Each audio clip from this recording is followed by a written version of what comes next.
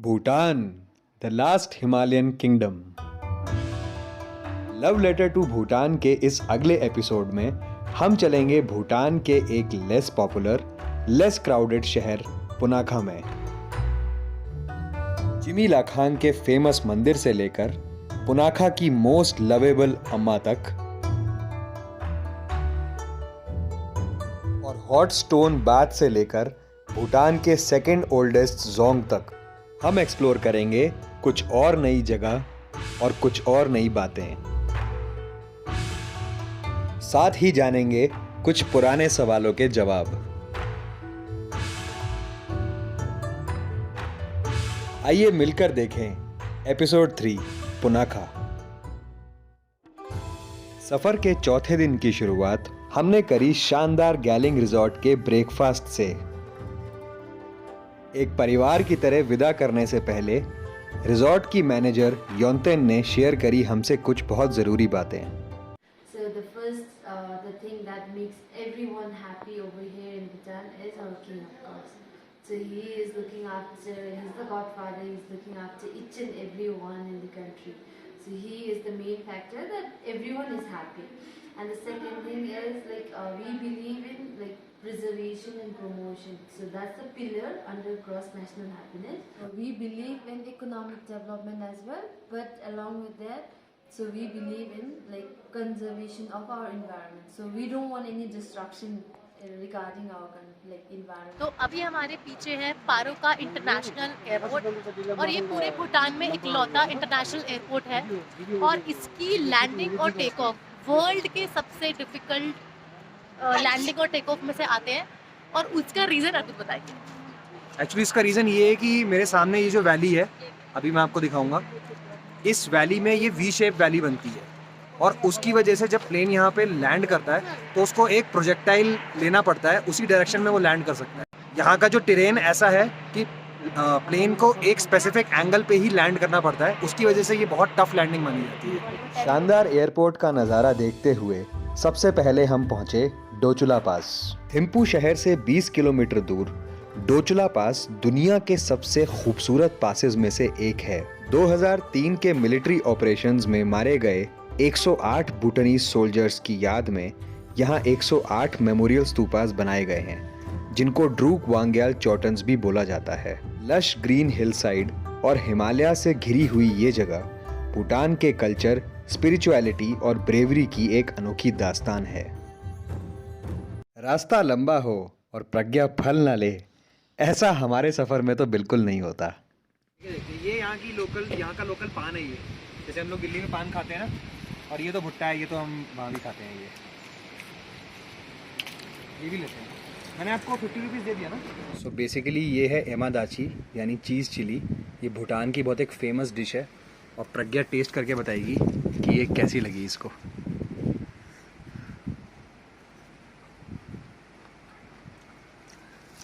I don't like. और ये है अर्पित का रिएक्शन।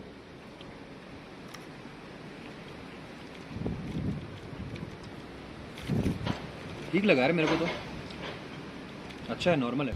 पुनाखा पहुंचने से पहले रास्ते में पड़ा सोपसोखा विलेज, जिसको फेमसली फैलेस विलेज भी बोला जाता है।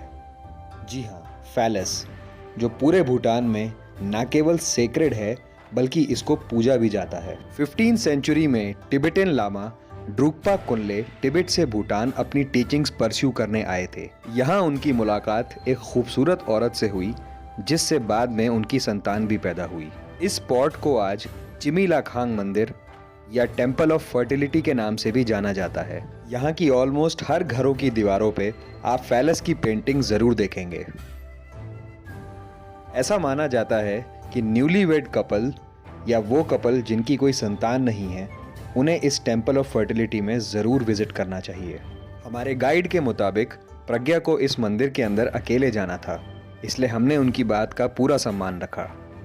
वैसे आप इस मंदिर से जुड़ी हुई कहानी ज़रूर पढ़ें। ये हैं भूटान के famous veg momos, authentic one. Pragya बताएगी कैसे लगा प्रज्ञा को। एक चीज़ जो मुझे बहुत पसंद आई वो ये है कि यहाँ भूटान की जो टाउन प्लानिंग है ना, बहुत अच्छी है। प्रॉपर पार्किंग के लॉट्स हैं, और प्रॉपर यहाँ पे पेडेस्ट्रियन के लिए चौड़े रोड्स हैं। हिली एरिया होने के बावजूद भी यहाँ पे रोड्स बहुत चौड़े चौड़े हैं। ये मुझे बहुत अच्छी चीज़ लगी। 3 घंटे के सफ़र के साथ आर्चरी का मज़ा लेते हुए और पहाड़ों की चोटियों को लांघते हुए हम पहुँचे एक ऐसे इंसान के पास जिन्होंने किसी न किसी तरह से हमारी ज़िंदगी बदल के रख दी। सो फाइनली हम लोग बहुत मशक्क़त के बाद, बहुत ढूंढने के बाद इतने ऑसम एयरबीएनबी में पहुँचे हैं। ये हमारा एयरबीएनबी है पुनाखा में। लोग इन्हें प्यार से अमा बुलाते हैं और इनके एयरबीएनबी का नाम है अमाचिमी होम स्टे। सो ये इनका एक तरीका है स्वागत करने का, जो कि बहुत ही ज़्यादा मतलब कर्टियस है, और मैं क्या बोलूँ, मेरे पास वर्ड्स नहीं है इसके लिए। जैसे एक परिवार होता है वहाँ पे, जैसे फैमिली में ग्रीट किया जाता है सबको जो आते हैं। बहुत अच्छा है, बहुत ही सुंदर। अमा के शानदार स्वागत ने हम सभी का दिल छू लिया। सच बताऊं तो मुझे और प्रज्ञा को काफ़ी अरसे बाद ये मौका मिला कि मोबाइल और इंटरनेट की दुनिया से दूर चाय पीते हुए सिर्फ लोगों से बात की जाए और उनके साथ वक्त बिताया जाए। ऐसा करते हुए मुझे महसूस हुआ कि यहाँ के लोगों का खुश रहने का शायद ये बहुत अहम कारण है। यहाँ की एनर्जी और अमा की हॉस्पिटैलिटी एक आम होमस्टे से बहुत अलग थी। कॉस्ट की बात करें तो ये एयरबीएनबी हमें 4000 रुपीज़ पर नाइट में पड़ा, और यकीन मानिए यहाँ का एक्सपीरियंस 4000 रुपये से कई ज़्यादा बढ़ के है। घर के लोगों का अपनापन देखकर हम भी उनके कामों में शामिल हो गए। वैसे सच बताऊं तो ये सिर्फ अमा के साथ वक्त बिताने का एक बहाना था। भूटान में 5वें दिन की शुरुआत हुई हमारे इस जबरदस्त व्यू के साथ।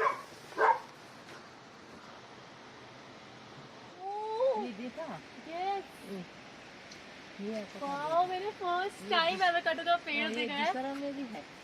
और ये आंटी इतने अच्छे हैं ना, इतने साफ दिल के हैं ये, कि इनको सुबह मेरे पास खुद आए कि चलो मैं आपको दिखाती हूँ चीजें। देखो उन्होंने चिलीज भी लगाई हुई है। तो वो एक खाना नहीं सका। 5वें दिन की सुबह अमा ने हमें कराई अपने बगीचे की सैर, जहां अलग अलग तरह के फल, फूल और जानवर हमें दिखे। खेत में लगे एवोकाडोज, नींबू, ऑरेंजेस और बाकी सब्जियों को देखकर प्रज्ञा इतनी एक्साइटेड हो गई कि उसने खुद उन्हें ट्रेडिशनल वे में तोड़ने का एक्सपीरियंस ट्राई किया।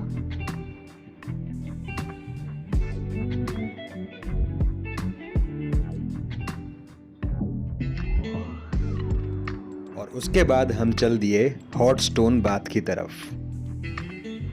हॉट स्टोन बाथ भूटान का एक ट्रेडिशनल बेदिंग स्टाइल है, जहां मिनरल स्टोन्स को 2 घंटे तक गर्म करके उन्हें ठंडे पानी में रखा जाता है। और ये फाइनली इसमें दी है ड्रेसिंग। इसको भूटानीज में थिम्पा बोलते हैं। प्रोबेबली ये मुझे नीम लग रही है। इस तरह से ये पानी स्टोन्स के मिनरल्स को एब्जॉर्ब कर लेता है। और फाइनली बाथ टब की तरह हम इसके अंदर बैठकर 30 से 40 मिनट इसका मज़ा लेते हैं। अगर आप भूटान आए तो 1000 से 1500 रुपये के बीच में ये एक्सपीरियंस लेना बिल्कुल बिल्कुल ना भूलें। So finally hot stone bath लेने के बाद अब हम लोग तैयार हो गए हैं अपने रूम में। और सच बताऊं तो मेरा यहाँ से बिल्कुल भी जाने का मन नहीं कर रहा है, सिर्फ और सिर्फ इस व्यू के लिए। सिर्फ इस व्यू के लिए तो नहीं, खैर बहुत रीजंस हैं ना जाने के, बट जाना पड़ेगा, ये एक फैक्ट है।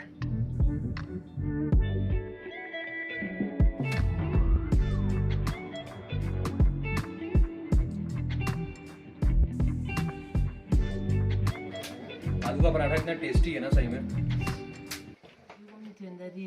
मेरे मुताबिक हमारी खुशी का सबसे बड़ा कारण हमारे राजा हैं। न केवल कोविड के दौरान बल्कि पहले भी भूटान के सभी राजाओं ने हमारी सुख सुविधाओं का हमेशा ख्याल रखा। दूसरा, मेरे पूर्वजों के दिए हुए संस्कार मुझ में आज तक, मैं आज जो भी हूँ वो उनके सिखाए हुए गुणों की वजह से हूँ। मैं बहुत खुशकिस्मत हूँ कि मेरा जन्म भूटान में हुआ। मेरा मानना है कि जब आपके आसपास के लोग अच्छे होते हैं तो आप खुद ब खुद अच्छे बन जाते हैं। मैं पैसे कमाने से ज़्यादा चैरिटी में बिलीव करती हूँ। मैं सबसे ये बात शेयर तो नहीं करती, लेकिन ये जो मेरी बेटी है ये अडॉप्टेड है, और मैं ये बात बड़े गर्व से कहती हूँ क्योंकि मेरे लिए दूसरों को खुश देखना ही सबसे बड़ी खुशी है। मैं ये होम स्टे पैसे कमाने के लिए नहीं, बल्कि लोगों से घुलने मिलने और उनके कल्चर को जानने के लिए चलाती हूँ। मुझे इसमें बहुत मज़ा आता है। ऐसा नहीं है कि मैं गरीब हूँ, बल्कि मैं तो एक रॉयल फैमिली से बिलोंग करती हूँ। मैंने बचपन में अपने भाई को भूटान का पहला गाइड बनते हुए देखा है। ज़्यादा ओवरवेल्म फील करके ना कि मतलब मैं सच में रोने का मेरा बहुत आ रहा है, रोने का मन, मैं नहीं जाना चाहती हूँ यहाँ से। इट्स नॉट अबाउट कि इन्होंने मुझे कुछ दिया है, इट्स ऑल अबाउट कि इतना कौन करता है यार, हमें आदत ही नहीं है इतना करने की। और इन्होंने देखो रास्ते के लिए, इनको पता है कि मुझे अमरूद बहुत पसंद है, तो इन्होंने अमरूद दिए है। अम्मा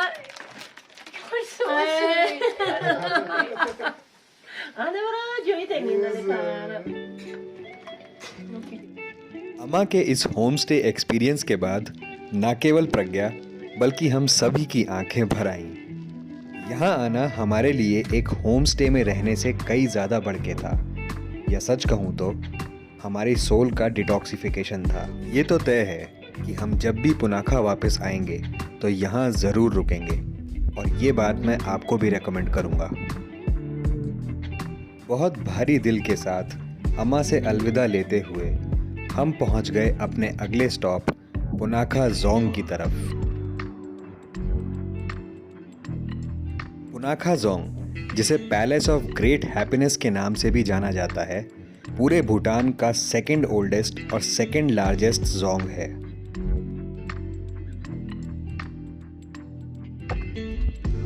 भोचू रिवर और मोचू रिवर के बीच में बना ये जोंग भूटान का एडमिनिस्ट्रेटिव सेंटर भी है।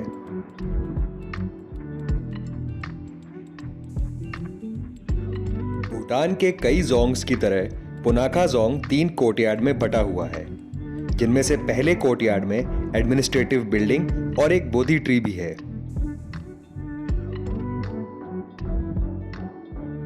दूसरे कोर्टयार्ड में यहाँ के मंक्स के रेजिडेंशियल क्वार्टर्स हैं। साथ ही साथ आप इस कोर्टयार्ड में देखेंगे 2 हिस्टोरिक हॉल्स, जिनमें से एक हॉल यहाँ के किंग ओंगियन वांगचुक का है।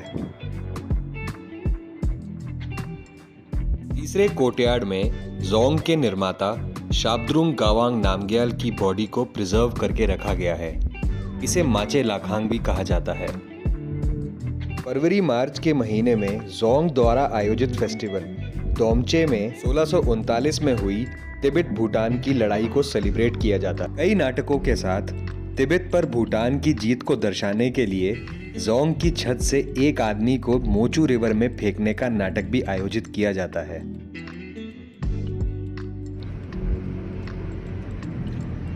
सो राइट नाउ हम लोग सस्पेंशन ब्रिज जा रहे हैं पुनाखा जोंग से, and I am really thankful to Sameer ji, उन्होंने मुझे अपनी गाड़ी अलाउ की। यूजुअली लोग अपनी गाड़ी को लेके बहुत पॉसेसिव होते हैं, मैं खुद बहुत हूँ, बट थैंक यू समीर जी, आपने मुझे कराया allow, thank you so much.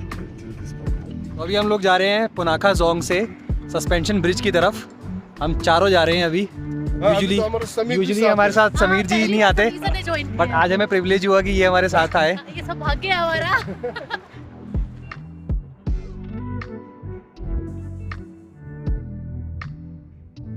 भोचू river के ऊपर बना ये सस्पेंशन ब्रिज भूटान के लॉन्गेस्ट सस्पेंशन ब्रिजेस में से एक है। सस्पेंशन ब्रिज पे घूमने के बाद हम कर रहे हैं मोमोज का लंच, और हमारे साथ हमारे गाइड हैं, हमारे ड्राइवर हैं और प्रज्ञा है, और हम करेंगे लंच।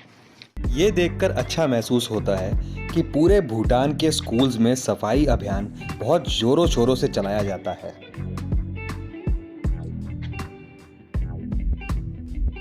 2 घंटे के सफर के बाद फाइनली हम पहुंचे पुनाखा से थिम्पू और चेक इन किया थिम्पू के ऑरोविला रिजॉर्ट में।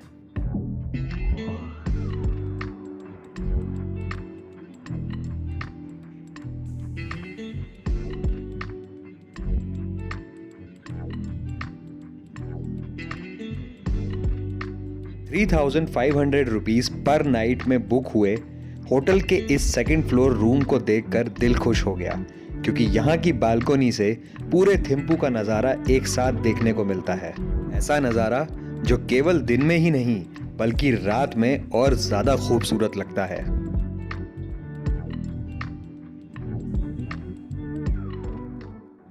I'm sure I'll get to know more reasons which makes this country so happy and so prosperous. Yes. Thank you so much. You will find the reason yourself. So you don't need some people to tell you now. You will get to know like what makes people more happy once you like travel yourself. So you're going from here to Punakha and all. No? Yeah, So- that's a very huge responsibility which you are sharing. Thank you so much, Yanjin. Yeah. It was a pleasure meeting you. It's Thank so you. nice to have you too. Thank you. here. Thank you so much. Thank you. ठीक ही कहा था योंतन ने, जैसे जैसे आगे बढ़ेंगे वैसे वैसे सवालों के जवाब खुद ब खुद मिलते जाएंगे।